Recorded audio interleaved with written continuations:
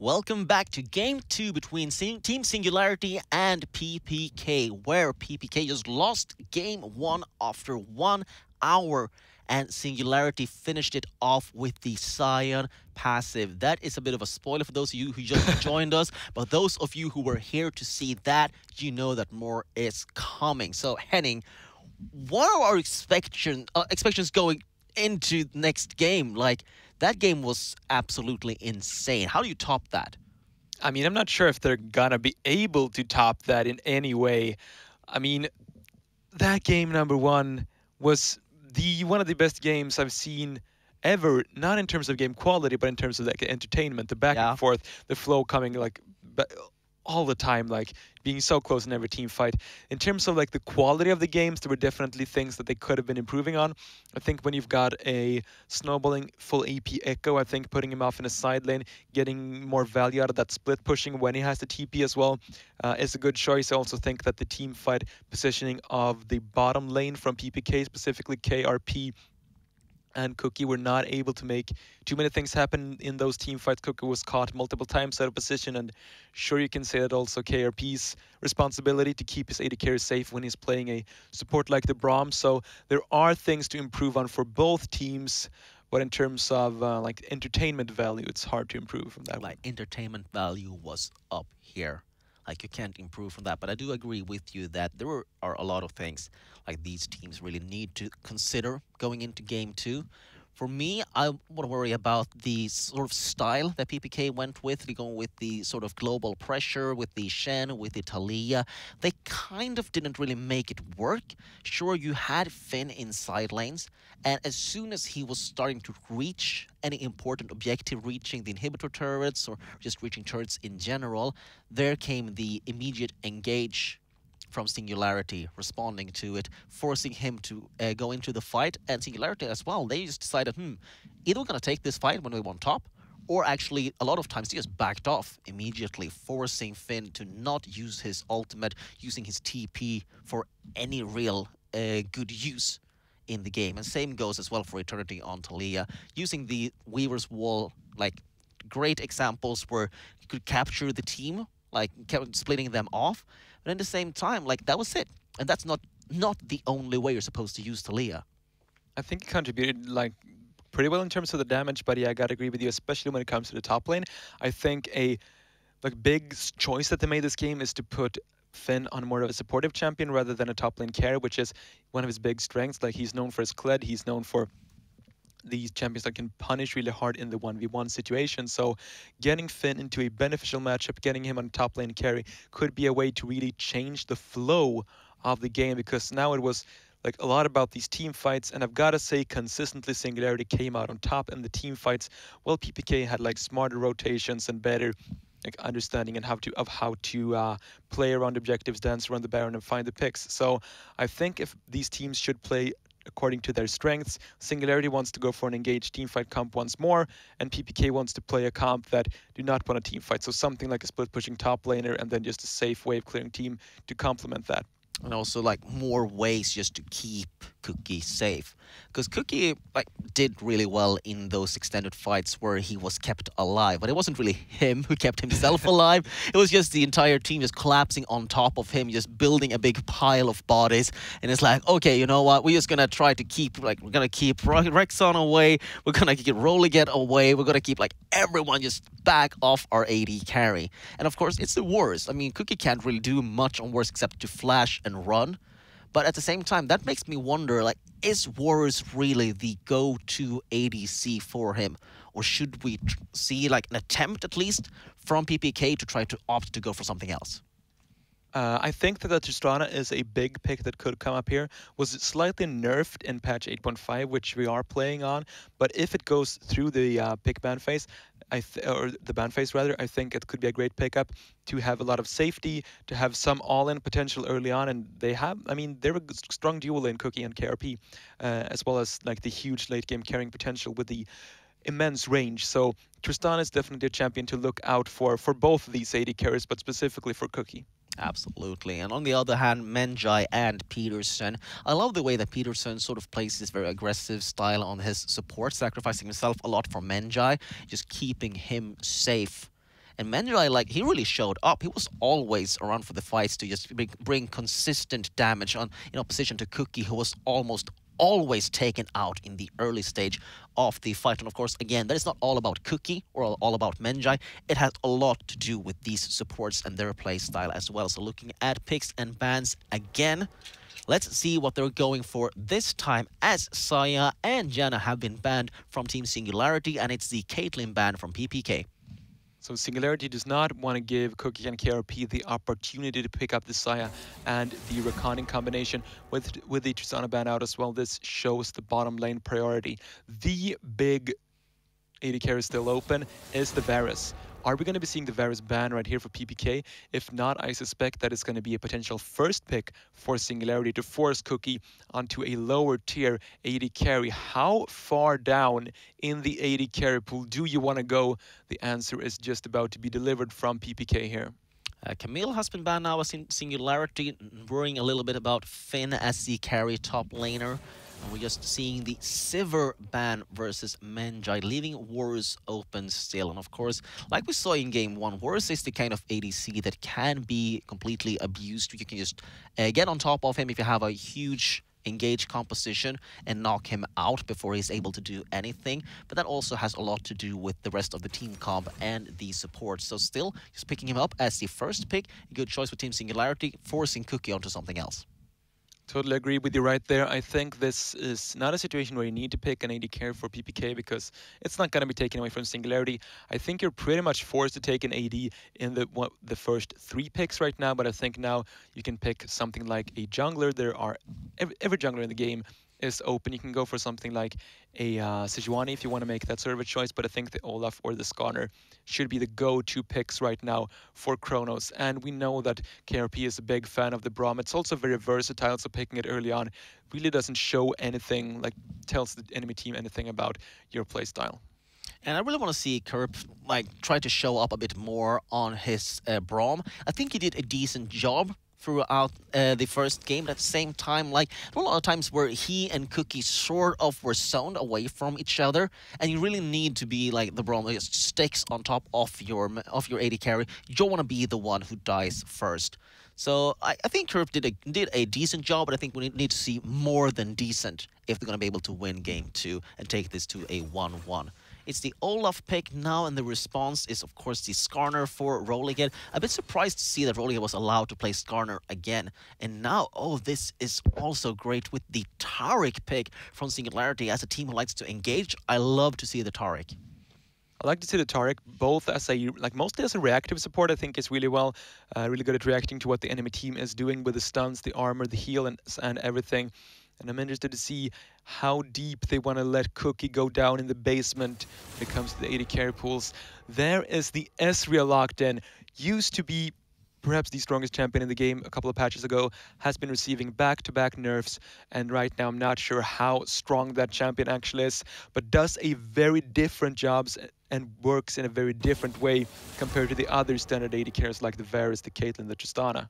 I really like to see Cookie on an Ezreal, as he has the extra essence shift just to get out of bad situations, and he's the kind of AD carry who stays like far away from the center of the fight, and I think that suits Cookie much more than the Warriors pick. And now it's the obvious Echo ban versus Raxon, as Raxon was like the biggest problem for PPK in game 1. Also the Kled ban versus Finn. Yeah, let's see what order PPK wants to pick here. They have the opportunity to counter pick for one of their solo laners. I guess they're going to go for a safe blind pick for Eternity. The Talia's going to still be open. Something like a Orianna or just like a Ryze Seer are the safe, strong AD carries. And I think with the team comp that they got going, if they pick one of these sort of not huge carry mid laners, but more of the safe wave clearing ones, they have the setup to go for a top lane carry for Finn. The big top lane carry that's still open, I'd argue, is the Fiora.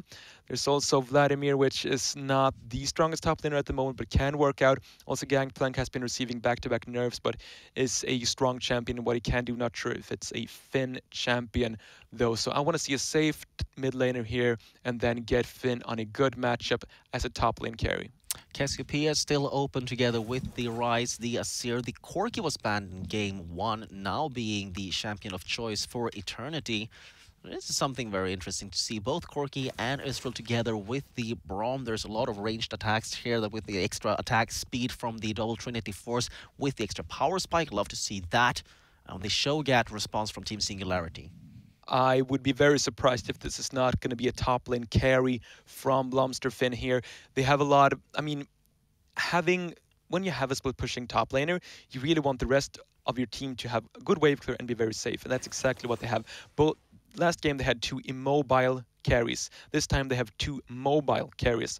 They also have a lot of peel coming in from the Braum and the Olaf. So I think they have a great setup to get Finn on a good matchup off in the side lane here into a Cho'Gath. I mean, Aatrox was played earlier. There's Darius, there's Swain, and he goes for the Shen. I am not convinced. Yeah, I think Finn did like a decent job on his Shen, but speaking about that big top lane pressure, and especially the way that Cookie was sort of shut out of all of the fights in game 1, I'm not convinced that it's a good idea to, again, like give Cookie the reins of being the carry and leaving Finn to be the supportive top lane. But at the same time, I mean, we only saw one game, so we can't decide too much off it. Right now, I gotta agree with you. Like, I would rather see Finn on something more carry heavy.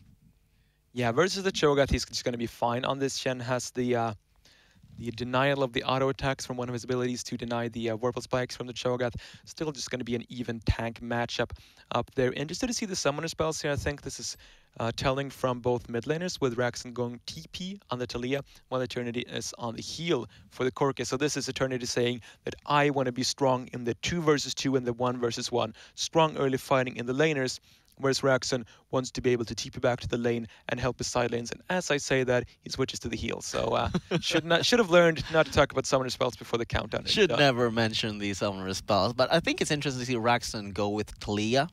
Of course, the Echo was banned against him. I think Raxon was very smart with his Echo at first going in to finish the backline. In the late stages where he knew that he was about to get CC'd, he actually just jumped in to try to force summoner spells, force like Mercurial Scimitar and reactions, and then immediately Chrono Breaked out, leaving instead Rollickhead to be the one flashing in with the Impale. So there's a lot of synergy going on between the mid and the jungle for Team Singularity that I really enjoy watching. But again, this is a completely different kind of team composition coming out from PPK.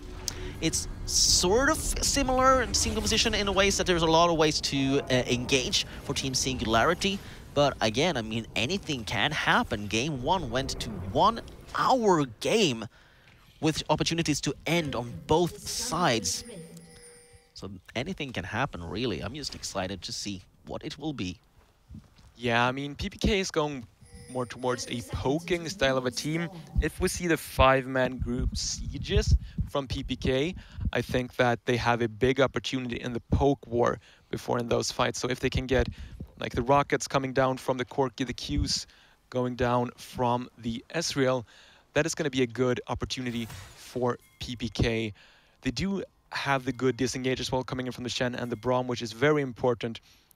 When you're playing a poke comp, if you get hard engaged on your poke champions, you're going to be really sad. So just having that disengage is going to be good for them. We did see very good synergy between Rollickhead and his laners last game, though, when it came to diving into the backline on the Skarner. And I think Skarner, such a strong pick for Rollickhead, and it really fits his playstyle. So I was really impressed by it in game 1. Yeah, absolutely. Me too. I really enjoy seeing Rollickhead on the Skarner. As you mentioned, it fits his play style. He really is patient with using his flash, using the Impale, waiting up to the last second. A lot of times you see a Skarner just like run straight for the backline, go with the Impale, and then it immediately gets cleansed, or rather he used the Quicksilver Sash to get out of it. And Rollickhead instead much more tactical, very patient jungler. Absolutely not going to be making too many things happen early on, as you're both on Predator junglers. Really want to be waiting to farm that out. And as I say that, Cronus is going to look for a level 2 gank on towards Raxon. Well, he hits the undertow. Raxon going to take some damage from this, as Eternity actually gets a lot of auto attacks and the Phosphorus Bomb off. So Raxon holding on to all of his summoner spells, still going to have to use a lot of potions to keep up in the mid lane. This is so good from Rolligate. You'd see Chronos starting on the red buff. Olaf is such a mana-reliant jungler. He's out of mana at this point and does not have a blue buff from using the mana on towards the mid lane. So if Rolligate can try and cut his... Whoa! Oh! What? Solo kill, first blood up top lane. Lineups flashing in to pick up the kill on Finn as Finn highly underestimated the damage a Shogat deals, and Rollighead going in with the invasion onto Chronos. As you just mentioned, Chronos does not have any mana, but here comes Kerp together with Cookie as well. Rollighead has to back off. Dazzle coming in, capturing Kerp. Will he be able to get the blue buff? This might still is there, but there comes the Cosm blows with the flash. Heal's been used to keep Rollighead alive. The blue buff goes to Raxon in the end, and Rollighead survives. Those were a few summoner spells used. Both Cookie and Kerp and Menja using one summoner spell each. And that is why you don't level 2 gank on the Olaf. Use a bunch of mana on towards the gank, and you're such a mana-reliant champion, need the blue buff, and Rollighead was smart enough to realize that he could punish Chronos. No, blue buff on Chronos is important. Blue buff on Raxon might be even more important. He's going to be having so much mana early on in this laning phase to just be able to perma-push the wave, get a CS advantage over Eternity, and be getting mid-lane priority when it comes to the pushing and the roaming. So great opportunity for a early game lead there from Singularity. Already 500 gold ahead. Singularity looking strong in the early stage, coming in with a lot of confidence in game 2 after taking that game number 1. Also, the response from both sides were really impressive, as PPK were the first to arrive towards the blue buff, and then Rollighead, Menja and Peterson just opted to back off, managed to steal the blue buff, securing that extra lead in the mid lane for Raxon. This is quite a big choice here for lineups. Does he use the TP to get back to lane? Yes, he does. He could have elected to save that in order to have some more pressure to be able to potentially help his bottom lane when Shen would hit level 6. But as it looks at the moment, uses the TP to get some extra minions in towards the lane. Kronos is making his way up though with the Predator Boots. Predator Boots going in, avoiding the Rupture as Linux does not have Flash. The slow will be enough to capture him. He's going for the turret, not going to be able to get out as Finn picks up the kill. Really punishing the use of the Flash in the 1 versus 1 earlier, but here comes the follow-up. Raxon and Rollighead arriving top lane. Finn still sticking around the minions. Minions deal a lot of damage at this point. They get the taunt and they get a lot of burst on Raxon, but Raxon gonna chase this down, forcing them away. Look at the axe throws from Kronos, still chasing it. Raxon has to use heal to stay alive. Forcing summoner spells, very important right now. Kronos plays that out very well. Smart play from Finn and Kronos right there. Able to burn 2 summoners from Raxon and making him waste a ton of time. So the extra mobility, the extra freedom that Taliyah got from getting into early blue buff is pretty much denied off the table right now. And this is back to an even mid lane once more, which is really nice for Eternity because he just wants to scale up on this Corki, get towards that first package, and then look to make a place. What I want to see right now is Finn not utilizing the Stand United too early, save the Stand United until there is a package up for Eternity, and then go for a 5-man bottom lane dive together with that. It is, of course, quite a predictable play when the Corki picks up the package, but I think he just has so much raw pressure with the Shen Corki combination that it can be pulled off. Yeah, what I want to see instead of just trying to go for kills is just to push away Singularity from an important objective, getting the Infernal Dragon, for example. And not just, like you mentioned, just going for the obvious play, which will be to use the package and go for a dive.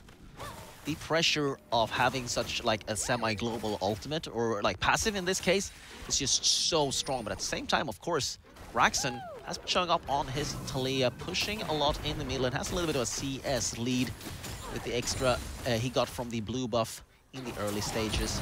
Still forcing Eternity to be a little bit defensive in the mid lane. Yeah, this Corki just wants to stay safe and wave clear, has the potions as well as the fleet footwork rune to be able to keep himself healthy. And he does not want to fight this Taliyah at this point.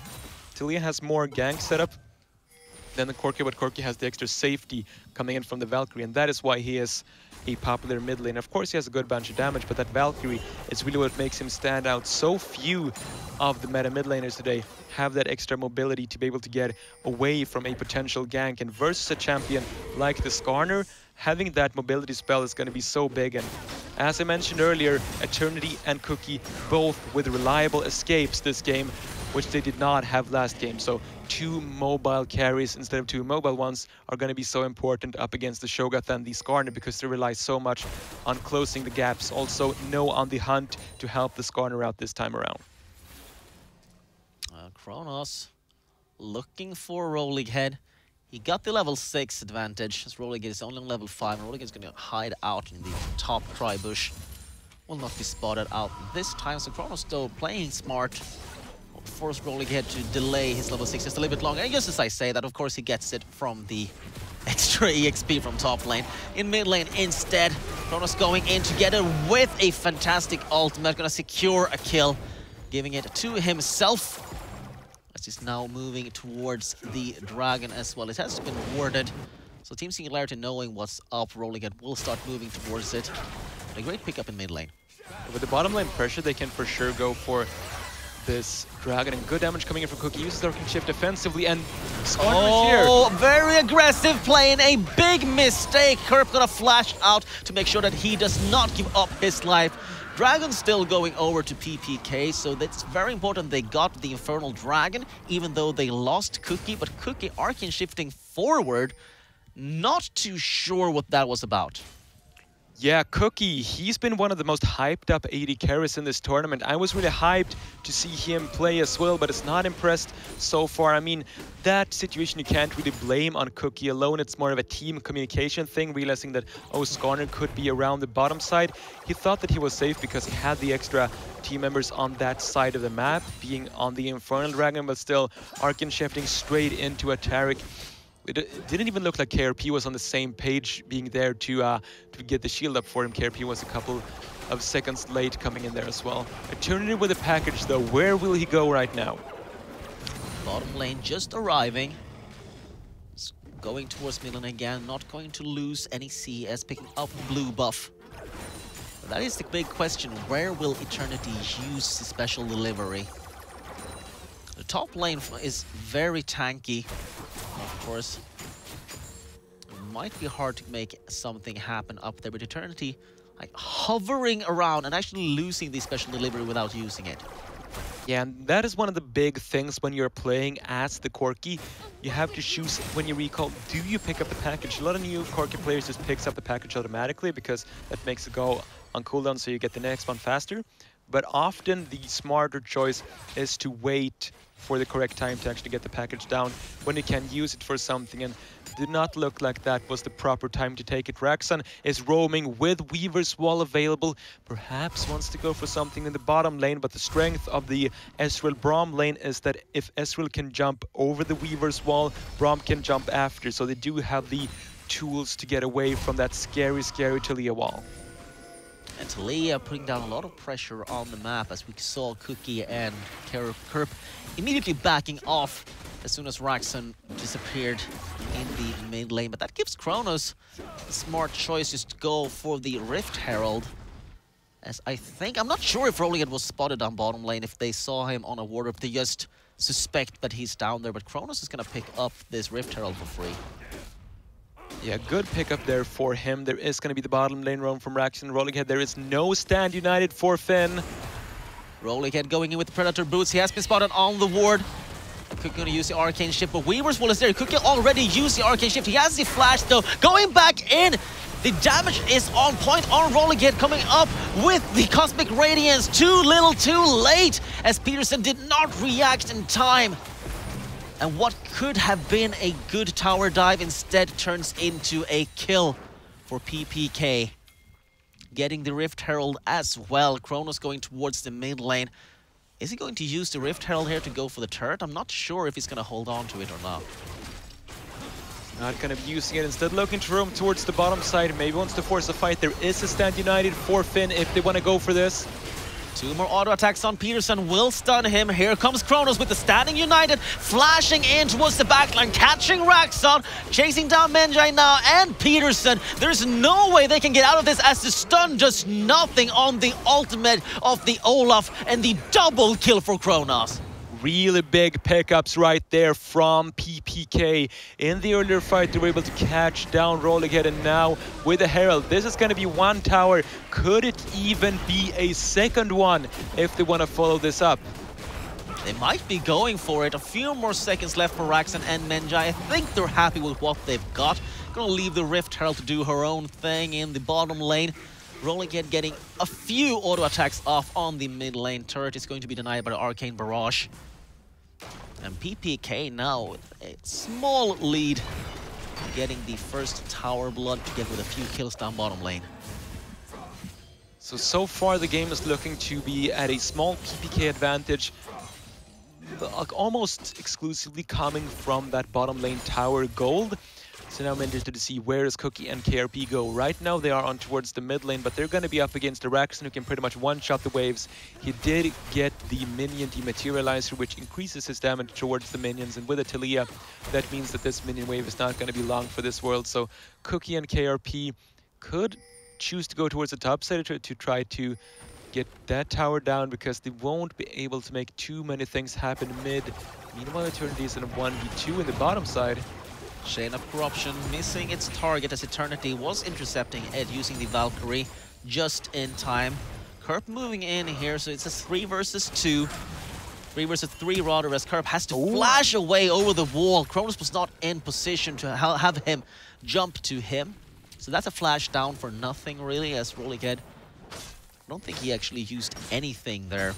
Yeah, big mistake there. You can't really blame any individual player there of Kronos and KRP, but the team coordination was definitely not on point, as burning the Braum flash can be a pretty big thing, because getting in the right position to either use an offensive ulti or a defensive shield in a team fight is big. Kronos uses Predator here though. Kronos does not hit the first underthrow. He's going to hit the second one, catching Raxon together with the ultimate of Cookie. Picks up the kill as Raxon on his Talia has died 3 times already. And that is the base damages coming in of the Olaf. Recently was hit with some pretty good buffs towards him. Shorter cooldown on the E, more damage on the E, more damage on the ulti, and being able to get the kill down there. Kronos is running away with this game 3-0 and 2. He's carrying the early game for sure. Secure the Infernal, and it looks like he will secure the Ocean Dragon right now. 2 dragons now going on to PPK together with the 4 kills up and the turret. So it's a very strong early game for PPK. But we have seen PPK get a strong early game before. We've seen them play like this fantastic early stages, and then Singularity, like where they put in the higher gear, it's towards the mid and the late game. So right now, Menjai, Raxon, not looking too strong. Well, like, it's just, when it comes to Singularity, they're always just one fight away from making something amazing happen. Yeah, for sure, but with the extra safety coming in of the champions of Eternity and Cookie right now, it's going to be harder to execute some sort of a dive with like the Skarner and the Cho'Gath compared to what it was last game. There is a good power spike right now on this Corki. Package, Sork Shoes, and Trinity Force. This is where Corki has a big spike in the damage. Together with the Stand United, I mean, I don't say this every day, but I'd honestly like Eternity to use that package really offensively, go for perhaps a tower dive with a Stand United on top of him. In order to make such a play happen, though, you need to have very good vision and know exactly where the enemy team is, because if you Valkyrie or package rather straight into a Skarner, you're going to end up regretting that, even if you have a Shen coming in on top of you. Special delivery about to time out now. Second time that Eternity has not used it. Any objectives or any pickups for PPK. So a bit of a pressure from Eternity, but not really a good use of the passive so far. Are going to get the mid lane tower here, though, with a lot of pressure going down. And PPK is taking a firm hold of this game. Also going to mention that Ocean Dragon, usually not something that I'm a huge fan of, but It goes up in value when you have a team that wants to poke and siege, which PPK definitely has, and when you have several champions that are mana reliant, and they definitely have that as well. Olaf, Corki, and Ezreal are all reliant on that mana to be able to fight. So getting the Ocean Dragon here for PPK is going to be quite a big objective, actually. Cookie also about to get his Trinity Force very soon. Just a little bit more gold is what he needs. Eternity has his Trinity Force since a little while back. So together with both of those power spikes, PPK right now just waiting for the right opportunity to go for more objectives, pushing up the top turret. Yeah, and PPK, I mean, they don't necessarily have to put on too much pressure. Just splitting the map, going to the later stages could be a fine choice if we just take a look at their team comp. But if we take a look at the strengths and the weaknesses of the teams in last time, the superior team fighting from Singularity really came out to show. They outplayed PPK in team fights back to back. So with that in mind, I'd like to see PPK rotate a bit more aggressively, take more risks even to try and get down these towers, because if this game goes to team fights without PPK having a big advantage, I'd give the upper hand to Singularity, because they showed last game how much better they were in the team fights. Yeah, absolutely. Their team fighting was on point. They really knew how to focus. They were holding on to key abilities and really just keeping Menjai and Braxton safe throughout the entire fights, losing like the front line first, which is very much key if you're going to lose anyone in a team fight. I think, yeah, together with the double Trinity Force now and the Muramana for Cookie and Eternity, PPK might be looking to fight soon. Yeah, Muramana just completed there for Cookie, which is a big power spike. A lot more damage than the Manamune. This is a bit of a worrying sign, though, for PPK. Finn getting split pushed by Lineups. It's not like any of these champions will kill the other one real easily, but just the sign of having Lineups putting out more pressure, winning the trades versus Finn, means that this Shen won't be able to just go sideline and put down as much pressure as he did last game, because that was one of the saving graces for PPK, Finn's ability to put pressure on the map. PPK now cleaning up some wards. Oh, forced a flash. Wow, flash even used by Finn bottom lane. That is something that PPK will not be too happy with. It's so important to have Finn just be able to use the flash taunt combination if they want to have a fight. Right now they're hovering around top lane, gonna lose the bottom lane turrets. Still no real reaction. PPK might go for the dive. They have got a hit from the Stand United. Teleport coming in. Dazzle has been using it with Cosmic Radiance, and we're going to keep everyone alive under this turret. A good attempt as Eternity has been caught out of position with the Impale as well, and Menjai gets the kill. So the attempt completely backfires for PPK. Taric MVP. Cosmic Radiance right there, completely denying the dive from PPK. And when you're going for a play that is relatively telegraphed, as that play was from PPK, Taric's value goes up by so much. You see the tower dive coming in, press R, and the enemy just has to back off immediately if they're not able to burst you down just straight off the bat, which simply did not happen. So Taric really showing up in strength there, and Eternity getting caught out on the other side of the team. Even though he had Valkyrie and Flash, used both of them, he was still caught out by Raxon and Rolling Head. So, I mean, Singularity, we talked about their strong team fighting before, and then it looks like they might be showing up once more. Singularity playing like a hive mind with the immediate teleport response from Lineups as soon as that tower dive was on its way. And now getting the Baron control as well. As Eternity goes in 1 versus 1 with Raxon, will he be able to get this before the rest of the team comes in? The Unbreakable will be safe, and Kerp gets it! Gonna follow it up still. Menjai taking some poke damage, going in with some more auto attacks onto Rolling Head now, instead being chased down by Kronos. Finn gets Menjai, was trying to hide in the bush, forcing the jungler away, getting the double kill as well onto Cookie, and now going for Baron.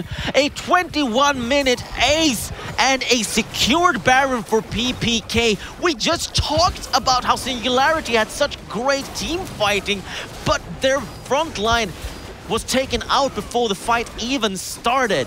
That was Eternity outplaying Raxon in the 1v1 with a little help from KRP, but still getting the immense quirky damage down, bursting down the Talia before she could do anything. And 0-4 is the scoreline for Raxon. This is a completely different game from the big carry last time on the full AP Echo to not doing too much at all on this Talia. And with double Infernal Dragon, with top lane tower, with Baron, PPK, it's their game to lose. Yeah, PPK, complete control of the map right now. They have wards everywhere. They have the Baron buff. And again, with the tower control, just one tower up right now. For the first game, we saw PPK get the Baron, immediately pick up the 4 turrets to follow up afterwards. Might see them go for something very similar right now. But it's obvious that Raxon with the Talia is a very different champion from the Echo from first game. And this is a utility build with a bit of defensive stats for Raxon. Compare this to Eternity, 2 of the most expensive damage items in the game is sitting in his inventory right now. Triforce and Infinity Edge. Also gotta mention the double adaptive helm on PPK. I mean, I've talked about it a lot. It's perhaps my favorite item in the game. Works out so well against the Anidated carry of Varus and the Talia, who uses the same abilities with a very short cooldown. So it's going to be very hard for Singularity to take down Kronos and Finn in these fights with that item completed. The siege and poke game is strong for PPK, and it looks like top lane is going to be the lane of choice. Stand United and Teleport is available. Going for the turret now. Takes a little bit longer for Raxon to wave clear now, so turret taking heavy damage while Raxon is just forcing the minions away. Finally going down. The on hits from Cookie. That's 1 turret in the bag so far. Also to mention the Infernal Dragon that Cookie picked up after the Baron. So that's 2 Infernal Dragons and 1 Ocean Dragon for PPK. A really good setup for their damage dealers here in Eternity, and Cookie needs the mana sustain from the Ocean to be able to play at maximum efficiency. And this is going to be all outer turrets going down at 24 minutes. It's going to take a small miracle for Singularity to come back in this game, and that miracle might be rolling ahead with the Impale on Finn. Oh, Finn out of position, has been caught, flashes over the Weaver's wall, but there is the follow-up with the Impale as well. Finn, though, being very tanky with the Adaptive Helm, actually doesn't lose any HP at all in that fight. Instead, this gives the opportunity for PPK up top lane, getting the Inhibitor turret, going for the Inhibitor as well. Stand United still available for Finn together with the Teleport. Inhibitor goes down as Singularity overextended completely bottom lane, trying to make something happen to counter the aggression from PPK, and completely backfired. Really big play from PPK, specifically Finn there to get away from the gang. I thought he was dead for sure when the Impale came down, but simply not enough damage from Singularity. Big play from this Shen, and with the top inhib down, this is PPK's game to lose for sure. QSS is completed on Eternity and Cookie. I mean, they basically can't get caught at this point. There's the package. Stand United is up. I want to see PPK keep going for this poke and siege game with the Corki and the Ezreal. It's worked out so well for them so far. They just need to keep that play up. PPK yet again, a 10k gold lead, 25 minutes in. This is the point where they should be able to seal the deal, especially with the Inhibitor dead on the top lane. Now their objectives, they have the mid lane turret, they have the bottom lane turret for the Inhibitors. They're still up and standing. PPK slowly edging forward into enemy territory. No vision for Kerp. Has to jump away, stand behind me, rather stand in front of me as he gets out of that. Red buff goes to Cookie, jumps forward. Wow, that's a ballsy play. It's a big play from Cookie. Cookie seems to be feeling good this game around, being the main carry with the 4 kills, 5 assists. Now going for the turret. Singularity had to back off. They have to do something here. Here comes the engage. Oh, Weaver's wall with the Cosmic Radiance as well, jumping over the wall, but it's the front line that takes all of the damage as PPK now turns it back again. There was just no follow-up. There's the stun on Linux as well. The Ignite is going to make short work of him. Turret almost dead, and PPK gets 2 for 1 as Kronos was the only one to die in that engage. Great Weaver's Wall to start the fight from Raxon. This might not be over though. Wow, Nexus turrets taking so much damage. In hips going down. PPK, they are snowballing this beautifully. PPK moving back and forth between these turrets, getting both the mid and bottom lane inhibitor turret at the same time. Mid lane inhibitor goes down. A few more seconds left before Rolly get respawns. Raxon is so low back in the summoner platform. And now finally PPK backing off. That's the second inhibitor they've gotten, leaving the bot lane inhibitor, not daring to go any further. Now, Dragon about to spawn in 30 seconds. I think PPK still in a good position to go for it. And if we take another look at what happened in that fight down towards the bottom side, simply no damage on the team of Singularity. Menjay was eventually able to put down a little bit there to take down Kronos, but other than that, Eternity was CC'd up, dragged in towards the backline with the Impale, and he just survived for several seconds as the Corki without taking any sort of punishment from the enemy team. So damage dealers on Singularity, not enough. Raxon is not having a good game on this Talia. And I mean, Cookie Arcane shifting forward into the enemy team several times in a row really shows, like really tells so much about this game. Yeah, I mean, Cookie's super confident. For game 1 onwards, he looked kind of weak all around. Of course, when he could just stand still and DPS, that was fine. But it's all about his team keeping him alive. No real security for himself just to make these individual plays. With his S-Rail, he looks so confident and just comfortable. So going in for big plays, being a damage dealer together with Eternity, and just making sure to have his front line covered. Baron is just about to spawn. Rolligan and Peterson going in with the sweeps. They will be looking for a fight here. I'd love to see PPK just start out this Baron to force Singularity to go in here. Linux goes in on the front line. Concussive blows will force Rolligan to back off a little bit. And this is just PPK backing off. They got split up a bit. Eternity, though, 1 versus 1 in Menjay, and here comes Finn onto the backline. The fight is restarting again. Linux is the one to go. Double kill now for Cookie, chasing down Peterson as well, getting the triple kill. And I think they're going for the finish. This might be the end of the game. A completely different game from the first one, as right now PPK 13k gold up, 18 kills to 6. Those are 3 Infernal Dragons and the Baron they could have taken, instead going to finish off the game.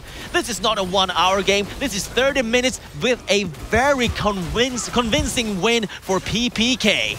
Big win coming in, equalizing the series, really showing up and towards that final fight.